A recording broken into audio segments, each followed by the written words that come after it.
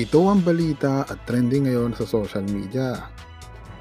Franz Castro gustong ipa-impeach si Vice President Sara Duterte.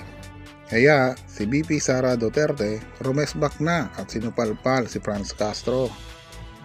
Sa naging budget deliberation ng Committee of Representatives sa Office of the Vice President ay tila sumabog ang mga eksena dahil ang makabayan bloc na si Franz Castro hindi nakapalagpa. Ngunit pag-aaralan di umano ng makabayan bloc ang mga detalye na 125 million confidential fund na ginamit ni Vice President Sara Duterte noong nakaraang taon. Kung tama ba ito sa pagsasampa ng impeachment complaint.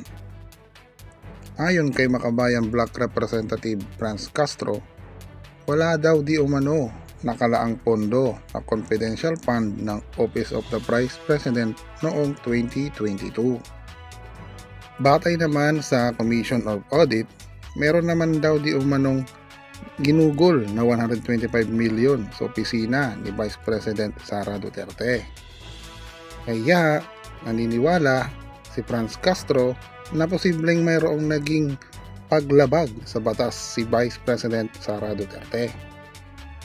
Pilit na pinagtutulakan ni Franz Castro na ginamit ni Vice President Sara Duterte ang confidential fund na budget o pondo.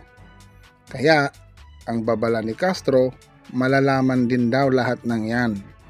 Nararapat lang nabuksan sa deliberasyon ang budget ng Office of the President sa mga miyembro ng komiting ito sa Kamara. Dahil tungkulin natin sa ilalim ng konstitusyon ang ihapag ang lahat ng concerns ng taong bayan kung saan napupunta ang buwis nila.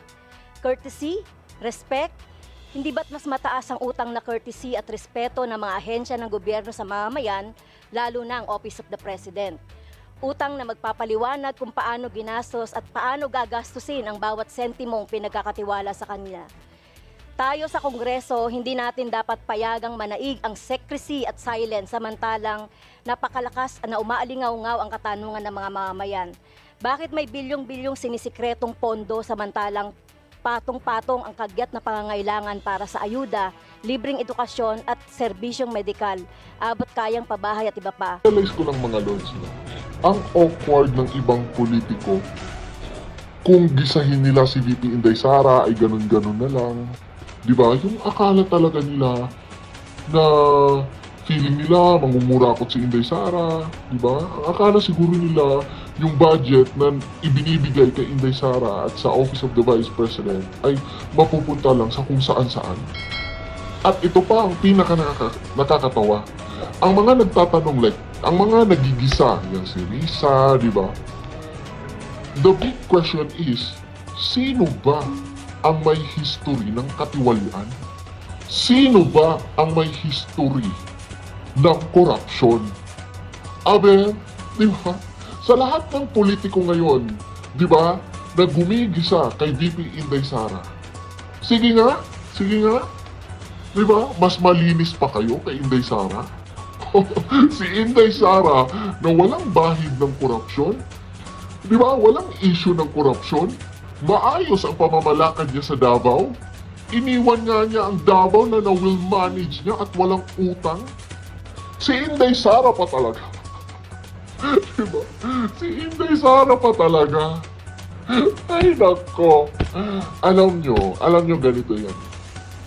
Kaya mataas ang trust rating ni Inday Sara. Diba mataas yung job performance niya sa mga tao. Kasi alam ng mga tao, wala naman yung bahid ng korupsyon. Diba? Wala naman yung bahid, diba, ng anomalya. Si Inday Sara pa ba? Diba? Diyos me, yung mga nagtatanong, kayo pa nga ang may bahid ng korupsyon. Kayo pa nga ang may issue.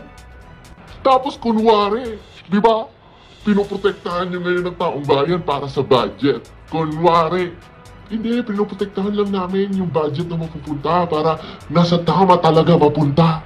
We! Si Inday Sara pa talaga ang sinabihan nyo ng ganyan. Imagine mo, tingnan nyo, napaka-unique ng initiative ni VP Inday Sara. Diba? Nagpatayo siya ng OVP satellite sa iba't ibang lugar sa Pilipinas. Imagine that. Burial assistant no, para sa Pilipino. Imagine that. Ito pa, alam mo ba na magpapatupad sila ng libreng pagkain sa mga bata at sa mga estudyante sa paaralan? Alam nyo ba yun? Hindi nyo yun alam, no? Ayun. Kasi nagbubulag-bulagan kayo sa mga pinagsasasabi ng mga oposisyon, ng mga antay at ng mga ayaw kay VP Inday Sara. Uy, mga tukmol, wag nyo kaming pagmayabangan, no? Wag nyo kaming pagmayabangan sa sinasabi nyo. Buti pa yung past VP. Transparency. Nek-nek nyo sa transparency nyo ang tanong, sino ang natulungan? Di ba? Kwalidad ba ang ibinigay na serbisyo ng dating Vice President? Excuse me, burial assistant pa lang ni VP ngayon, taob na yung VP nyo dati. Di ba? Nako, inisyatibo pa lang ni VP Inday Sara ngayon. Di ba? Huwag niyong ipag-compare. Kasi mas mabigat, malaki ang budget ni VP Inday Sara ngayon, ng Office of the Vice President ngayon. Abay, syempre lang kasi malaki ang hawak niyang departamento. Marami siyang ginagawa at marami siyang plano. Alam niyo, masyado niyo talagang minamaliit si VP Inday Sara, no? Kumbaga, time can tell. Abangan niyo, di ba? Kasi yan si VP Inday Sara, tahimik lang naman yan. Pero specific yan at alam niya kung ano ang gusto niyang mangyari. Di ba? Sa napasukan niya. Sige lang, di ba? Siraan nyo lang ng siraan si VP Inday Sara. Kasi the more nyo yan ginagawa, the more na mas titingnan ng tao si VP Inday Sara. Di ba?